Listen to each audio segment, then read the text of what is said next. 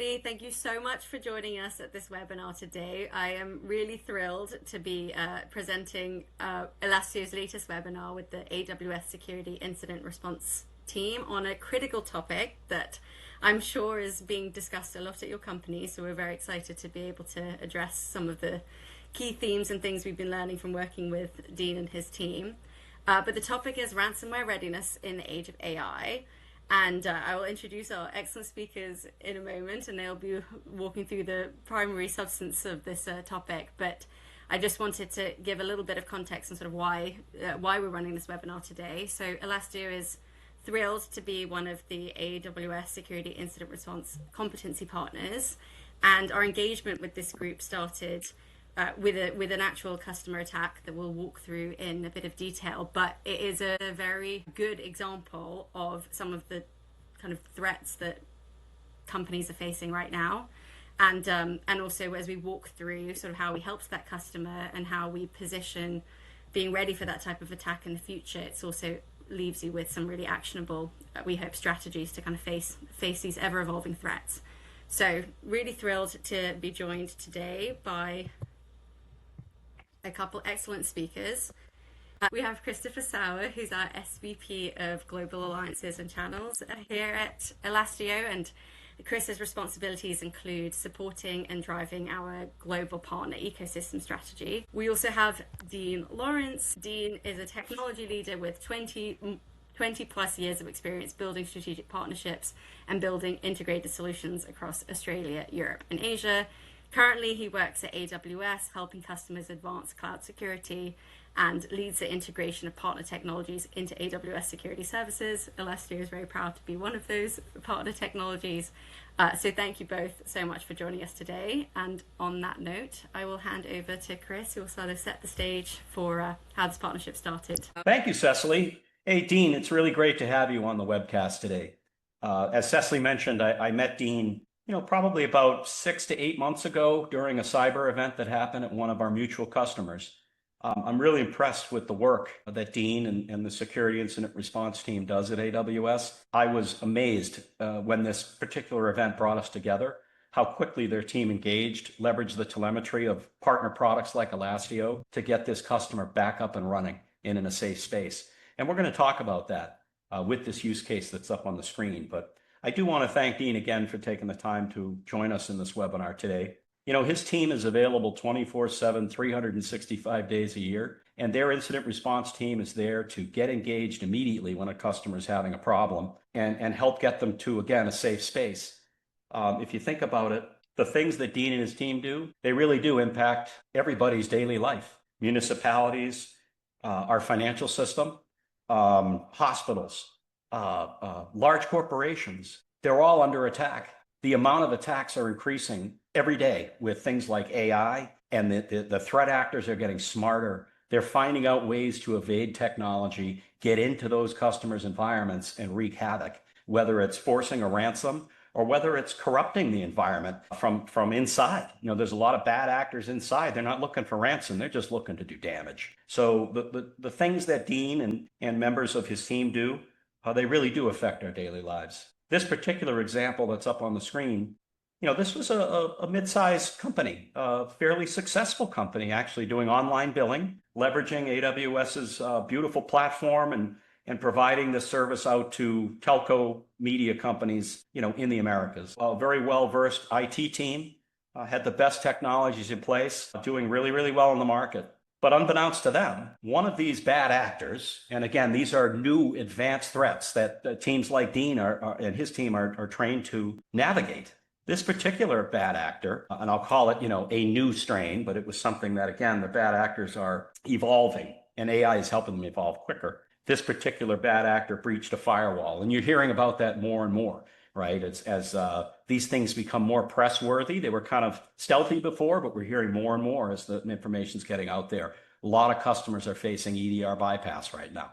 And whether that's through leaked credentials, dark web credentials, or just plain patch management, people are bypassing EDR. In this particular environment, the bad actor got in here, bypassed the EDR. This was a long dwell time. This attacker sat in the environment over 30 days. Customer had no idea that they were in their environment. They sat there, kind of looked around for a bit, mapped out their environment. This is going to be a fileless based attack. So traditional, I'll say traditional scanning type technologies miss these types of attacks. We'll talk about why. This particular bad actor, they found a key server that they wanted to really damage. That was the one they wanted to get on. They got into that server. They put a decryption key in memory. Now, what happens at that point is rather powerful and difficult to track, right? So they've got a decryption key in memory. Every time the application or one of the users detecting or requesting data, it's coming back through the storage, go back through the server. It's getting decrypted, passed on to the user of the application. They leverage that data. They leverage the application. The data gets saved back up to storage. It goes back through the server. And guess what? It gets encrypted on the way. They don't know it, but as they're doing their backups to keep their environment protected, they're slowly backing up the ransomware. They're backing up the poison into their environment, not even knowing it. Because this is a slow roll attack. This was slow encryption. So entropy detectors, signature-based scanners, malware detectors, they could not see this threat actor in the environment. So they sat there, they started encrypting the data. They did that for about 11 days or so. Then they pulled the decryption key. This customer woke up one morning and their whole business was offline. This could have been an extinction level event for this particular customer.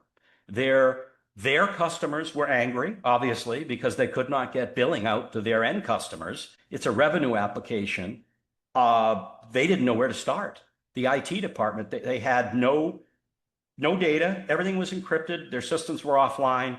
Didn't know what to do. Who did they call? They called AWS SIR, right? And the security incident response team got engaged. Elastio also got engaged through a local partner of AWS called Jet Suite. And we came in as a team, and we were very quickly able to work with this customer and their environment to pinpoint when the encryption actually started. That way we could determine the last known clean copy. And again, with that type of telemetry from products and partners like Elastio, Jet Suite, and being leveraged by the AWS CERT team, it was amazing. They were able to get the customer back up and running. Now, unfortunately, they were down, for 6 days because of this event. Everything had been encrypted all the way through.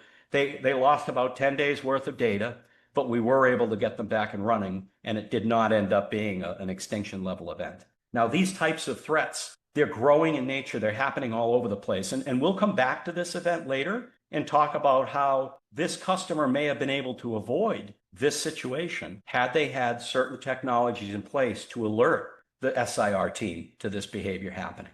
So we'll get into that in a little bit as well. But right now, I'd like to turn it over to Dean, maybe talk a little bit about this type of example, the types of things that you're seeing in your environment today, and the work that you and your team are doing day in and day out to help give us confidence in our systems and our companies, our financial systems, hospitals, everything. Dean, why don't I turn it over to you? Yeah, thanks, Chris. I think what you've explained here is pretty indicative of challenges we see our customers face every single day. I've been working with our incident response team in AWS, the wonderful guys and girls that are located across the globe for the last few years now. We ultimately are a team that helps our customers prepare for, respond to, and recover from active security events in their AWS environments.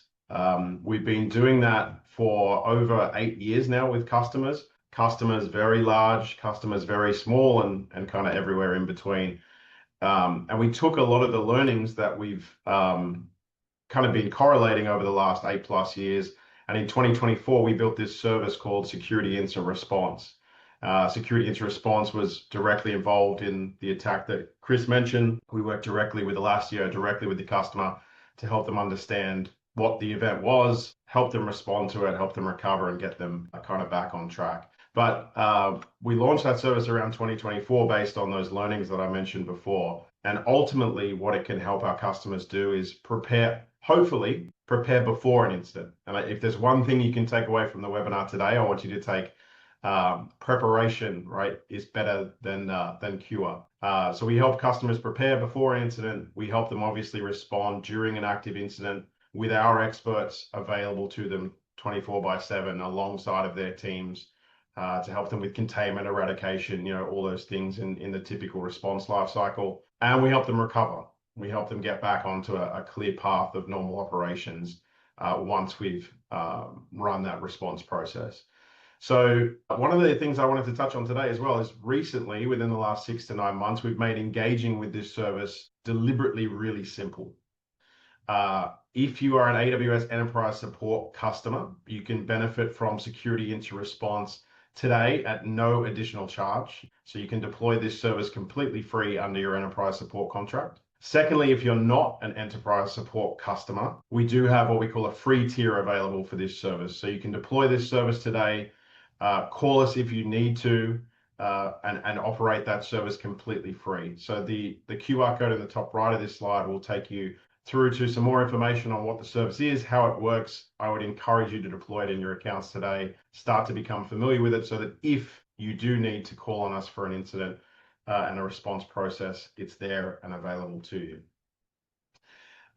Chris mentioned there an attack that took place with a number of kind of pokes and prods into the environment.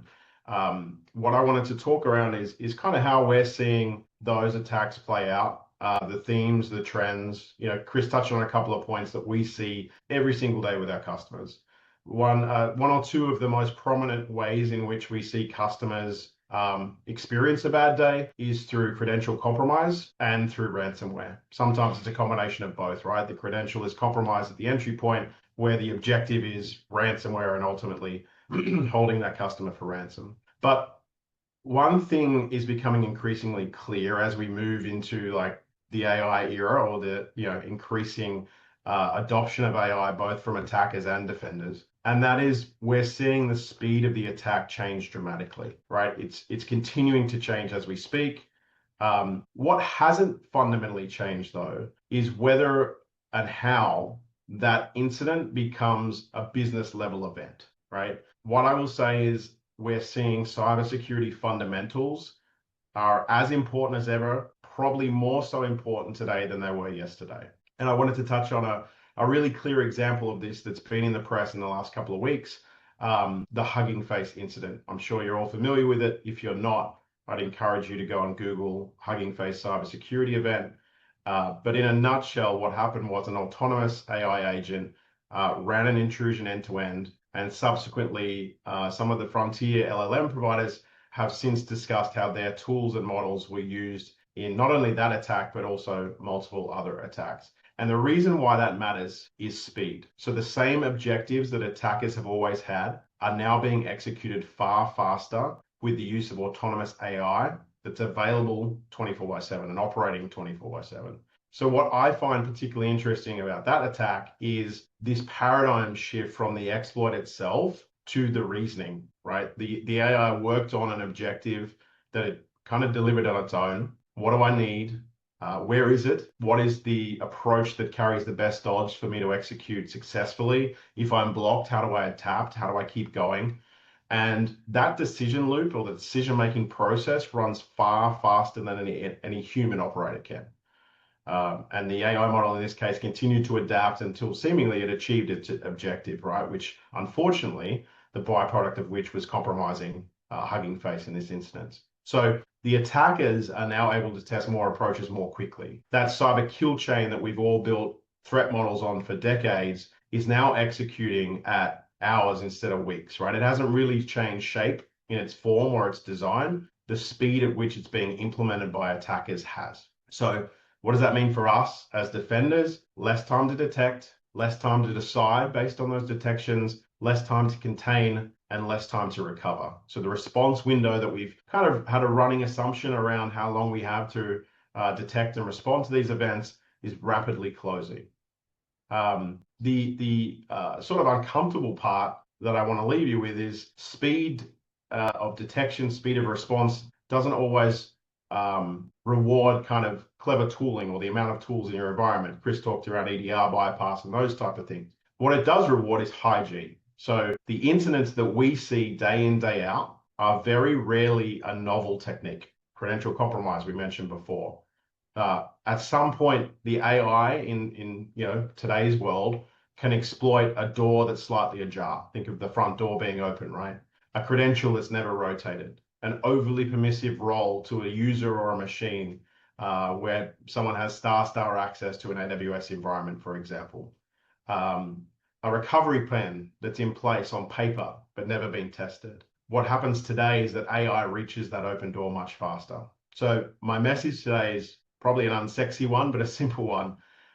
Move quickly, prioritize these things, but make sure you're locking the front door. What does that mean? Protect your identity first and foremost. Credential compromise, as I said, is still the most common entry point that we respond to, whether that's a leaked access key, whether that's an access key that has been granted to a third party for a period of time that it shouldn't have, whether it's overly permissive privileges to an individual user. Those type of things should be scoped appropriately, should be consistently audited in your account, because AI can and will exploit those more quickly than they previously were able to. Then look at reducing your blast radius across your infrastructure.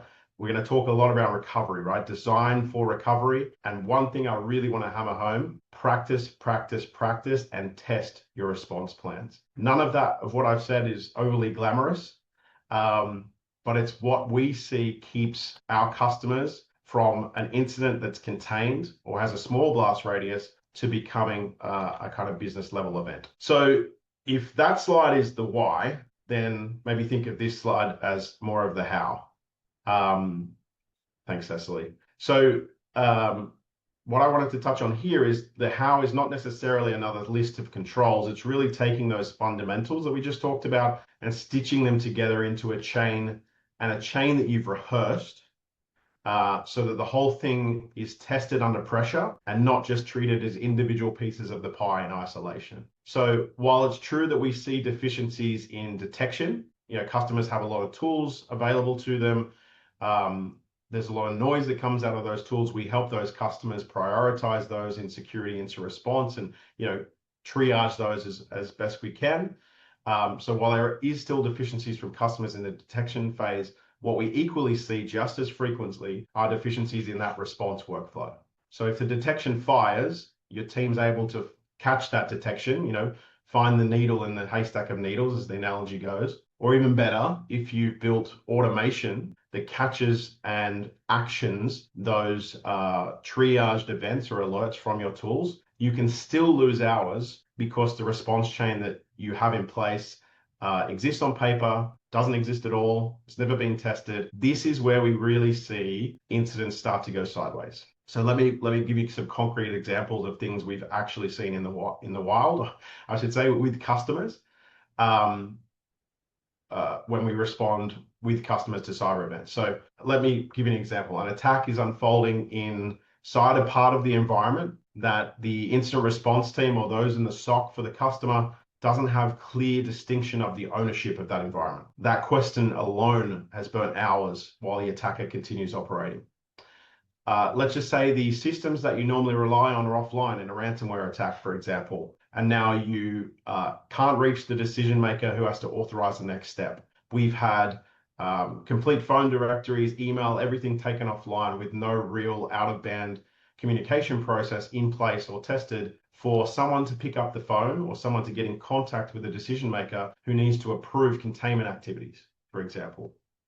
Another one that frequently we come across is our incident response responders sometimes need access to be granted to them to the affected environment. But the response team doesn't have the ability to vend those credentials, or if we then identify an impacted credential, one that's been exploited, they don't have the ability to redact the access of those credentials. They need to go and find those people to take that action. So in our case, the very people who are trying to help out are locked out, and every minute that is lost there is another minute that the attacker has access. So none of those are technology gaps. They're all process gaps. They're gaps in the chain. And really, you only find them by practicing and exercising the whole thing end to end. So tabletop exercises, test your playbooks, define and test your escalation paths, know your ownership, know in an AWS environment where credentials are vended from, how, where you need to get scoped access at a point of time if you need someone to come in your environment as a defender and help you out. A plan that has never been run is something that behaves very differently on the day that it matters. And this is where we see that really pay off. So the customers that we've engaged with who prioritize these steps end to end and practice and rehearse, they are the ones who contain and respond dramatically faster than those who haven't. They might have the same tooling, the threat might be exactly the same, the entry point, everything could be exactly the same, but they have a completely different outcome. The key difference here is the amount of preparation they've done ahead of time. And one thing you can use in the top right corner here, there's a couple of QR codes I've scattered throughout here to help you give some takeaways. You can build those readiness plans and your playbooks using this catalog. We call it the AWS Threat Technique Catalog, which our incident response team publishes. It's full of actual tactics and techniques that we've observed from threat actors using against AWS customers. So I would encourage you to use that to prioritize your tabletops, your controls, your exercises around what is genuinely happening. So take it back to your team and use it to run your next tabletop against. The last thing I wanted to touch upon here is we get a lot of questions from customers around using AI in defense, right?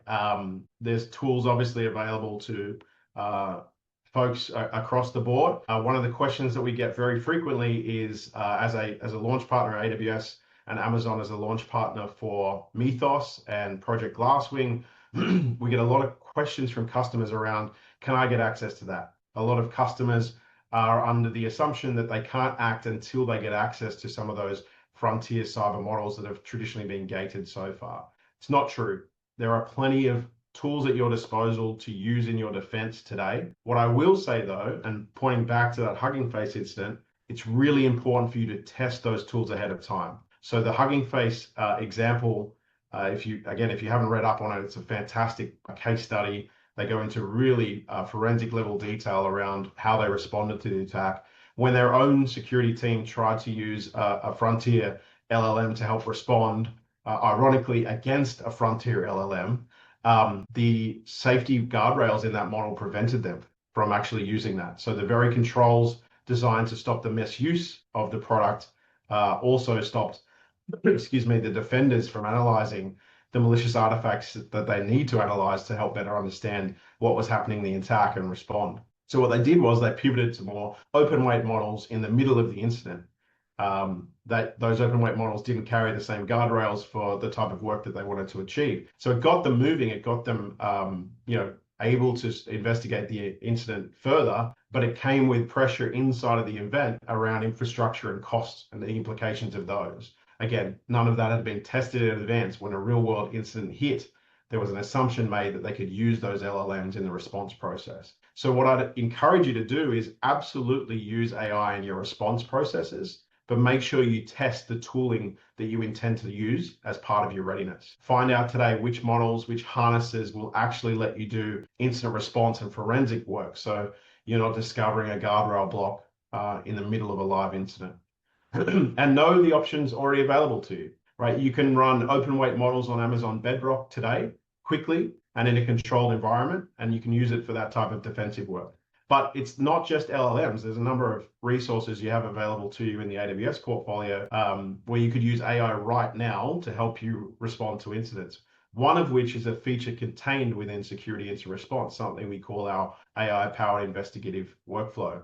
Again, the QR code on the top right will take you to a demo, which will show you how that works. But effectively what it does is it ties multiple parts of the discovery phase together in an agentic workflow that you can interact with in natural language. So you can say, I've got this credential that I think may be compromised. Where has it been used in the last 10 days? Right? And it'll start to stitch together numerous points of information across your AWS environment, across CrowdTrail, those type of sources.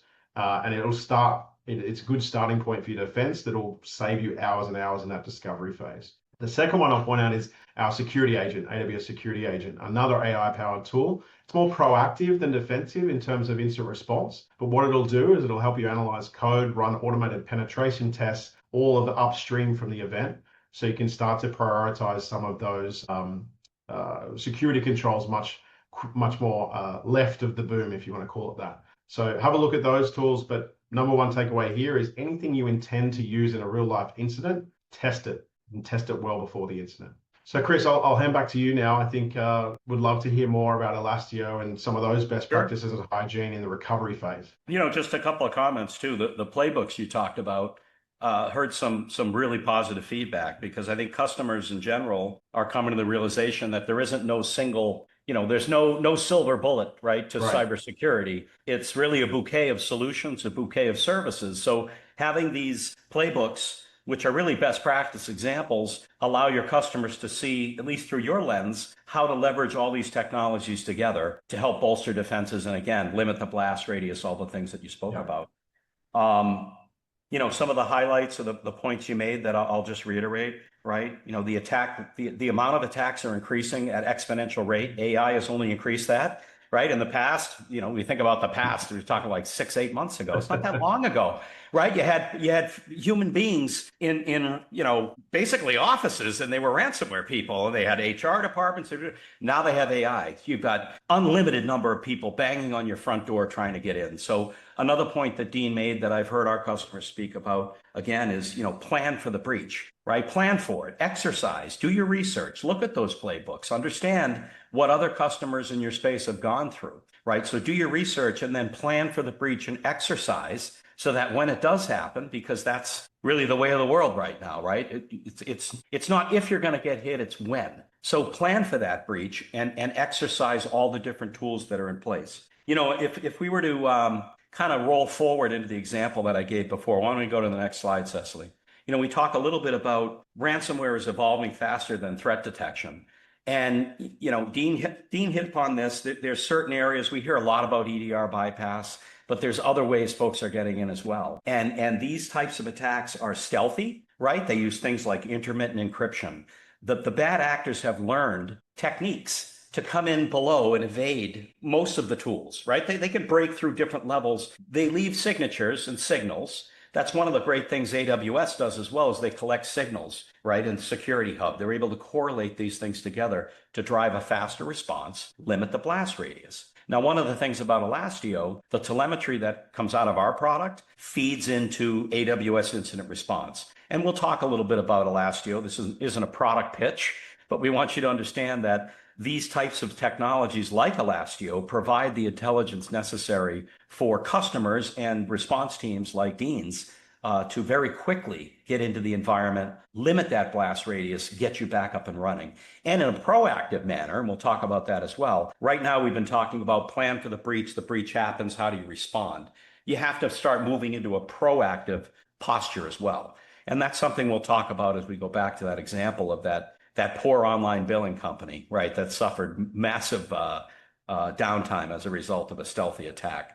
Why don't we go to the next slide? So ransomware is evolving faster than you can really track it. And if you think about the existing technologies and the stacks that we have out there, right, you've got perimeter detection, network detection, identity, endpoint detection. They're all really telling you kind of where the threats are happening, but they don't necessarily be able to give you insights into what's happening with your data itself. Now, you think about in the event of an attack, can you restore your data? That's been the question. Can you restore? Well, the chances are, in a lot of cases you can restore, but does that mean you can recover? Two different things, right? You can restore your data, but if the data you're restoring is corrupt, right, you're right back to zero. You're right back to the starting point. So it's the telemetry that we can provide. Products like Elastio, as an example, can provide into teams, either your online, your own existing SOC, your SIEM, or again, service offerings like Dean's team in AWS SIR. We're able to provide telemetry so that they can quickly get in, triage the event, limit the blast radius, get you up and running. Basically understand whether or not that data in your backup environment is compromised and is recoverable. Let's go to the next slide. Every layer of tool today, again, kind of reports at the high level looking down. Our product, Elastio, is actually looking at the data level, okay? And we've done this through a lot of research and development over the years. Elastio reverse engineered every known strain of ransomware since 2014. Okay, and by that, we understand not only the fingerprints of ransomware, but how ransomware itself behaves, right? And how these families deploy various strains, right? Coming right down to 0 day. So in a lot of cases, 0 day attacks, there is no signature, right? They're not known. So Elastio has the capability of understanding the way ransomware acts in an environment. So we're able to see that behavior. It's a behavioral recognition of things happening in the environment. So we can detect things at a very, very granular level, not only understanding when you're under attack. A lot of cases, traditional tools can't see that. We can understand things like slow encryption. I mentioned that earlier, right? How that's happening in your environment. That's one of the most stealthy attacks there are, because these guys know if they do striped encryption or slow encryption, the entropy detectors, anomaly detectors, they're going to miss it. They find a way to get in and poison those backups so you can't recover. Elastio is actually tracking these things at the data level. So when we detect encryption happening at its earliest form, we're able to send an alert. We don't remediate. We send an alert to the teams like Dean has, right? And immediately they're aware that this particular backup copy is under attack. It's these files in the backup copy. The attacker is Zorist or TimeTime or wherever the attacker is.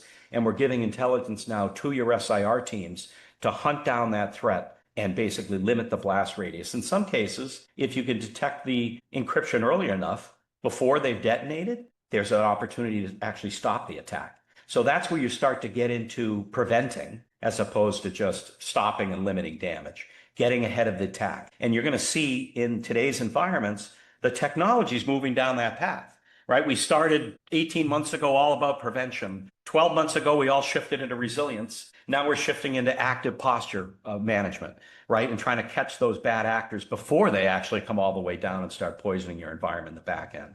So the key here on this slide, we're able to provide intelligence that your SIR teams, in this case, AWS SIR teams, can act on more efficiently. And as Dean made clear, it's all about speed, right? How fast you can get to that attacker and limit that blast radius, limit the damage. If you can get there fast enough, you can actually stop the attack, right? And take away their leverage of the ability to ransom out your company or your customer. Let's go to the next slide. So really quick, if we think about that attack that we started this webinar with, right? Customer was happy servicing their customers with billing online services, woke up one morning, their entire business was offline. This happened to several other companies recently as well, if you think about it. Very, very high profile attacks where their backups were all compromised. There was no way to recover, and they had days and days of downtime. In this particular example, had the customer deployed Elastio, in this case, at the data layer so that we could go ahead and inspect the data, as soon as that encryption started happening in that slow attack, we would have picked it up and we would have alerted the customer. In this case, we would have alerted AWS and their SIR team to this encryption happening in the customer's environment, thus allowing Dean and his team to get in, triage the environment, limit the blast radius, potentially shutting that attack down before the customer lost 10 days of data and very, very unhappy customers. So it's important that you be proactive, that you test your environments, that you test not only recoverability, but your ability to be resilient, right? And get your business back up and running again. That involves inspecting the data layer and making sure that the data inside of those backups is not corrupt. Dean, anything to add here? No, I think I completely agree with the takeaway, right? Anything that you can do to prioritize prevention, anything you can do to increase readiness will have a monumental impact, not only on whether or not the attack is successful in the first place, but how much it impacts your environment in general. So do the work now, and like I said, the speed of the attack increasing monumentally over the last weeks, let alone months. Weeks, literally. Yeah, has meant that I talked about security fundamentals at the start, right? Prioritize those security fundamentals, but prioritize them even more than you did yesterday. Excellent. And if the next slide here, if you think about it, we talked about how there isn't one silver bullet, right? You need these technologies all working together and services working together and providing the signals necessary for, our white knights, our white hats at AWS and the SIR team to help us get through these challenges. If you go to the next slide, Cecily, you'll see that in this particular example, how do we work in practice? And this isn't just Elastio, right? AWS does this with the majority of their technology partners out there. And as Cecily mentioned early on, Elastio is an AWS security partner. We're proud of that. This is it employed in practice. Okay, so in that example we just said, had that customer had Elastio ahead of time, we would have surfaced that attack. and we would have also pointed to the last known clean. So the customer immediately would have known how they could recover where their last known clean is. Now we send that telemetry into the incident response team at AWS. It goes into AWS Security Hub.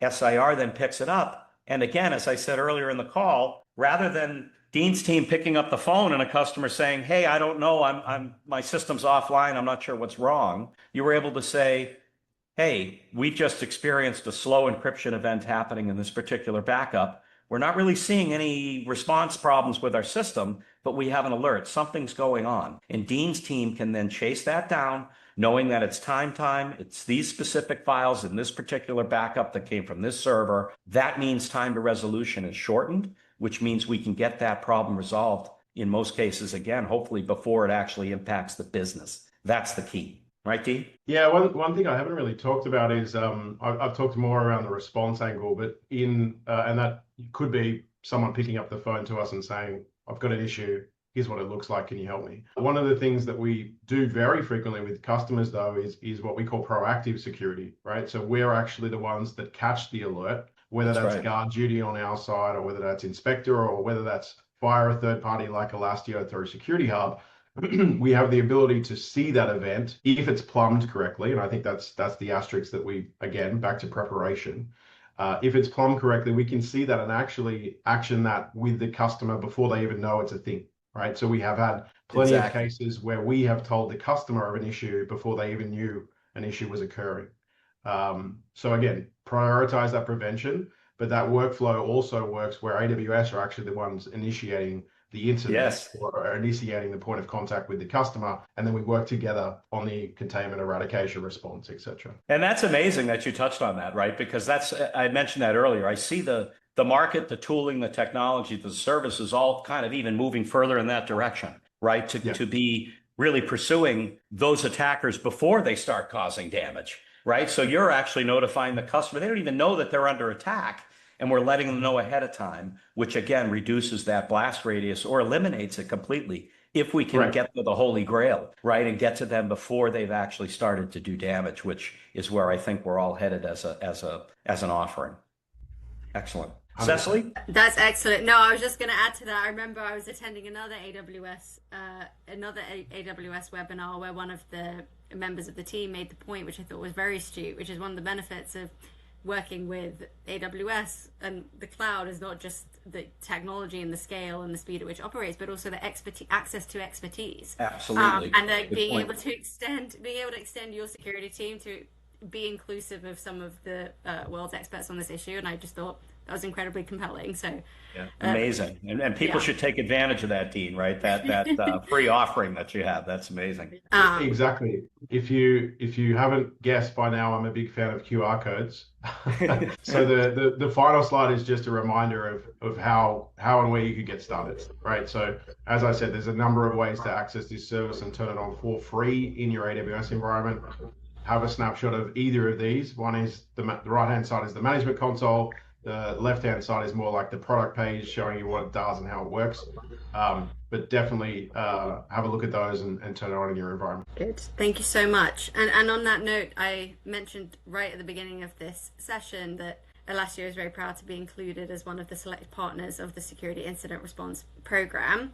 And so for all customers that want to take advantage of the service, you also have the opportunity to deploy Elastio and have some of the telemetry that is coming from the data layer, to Chris's point, where you can really identify attacks that have made their way through preventative controls, active attacks get identified. And the beauty of the solution as well is that you have information to support you in the remediation by identifying a last known clean copy to recover from. So I thank everybody for attending. I thank Chris and Dean so much for sharing. Thank you, Dean. And thanks, Cecily.